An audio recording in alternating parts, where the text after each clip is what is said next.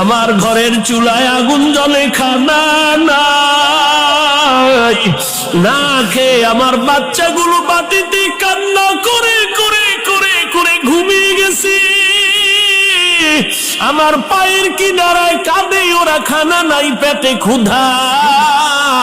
আমি পানি গরম করে ওদের বলি অপেক্ষা কর, খানা রেডি হচ্ছে। আমি ওমরের মতো বান্দা, আমাদের খবর নেয় না, বিচার দায়ের করব। এবার ওমর পরিচয়টা গোপন রেখে বললেন, আম্মা জান, দেখি কিছু করতে পারি নাকি।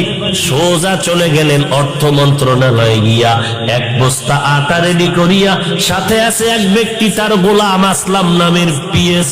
ওই গোলাম রে ডাক দিয়া কয়, আসলাম, আটার বস্তা আমি ওমরের মাথায় উঠাইয়া দাও। গোলাম আসলাম ডেকে বলেন, খলিফাতুল মুসলিমিন, আপনার মাথায় কেন আটা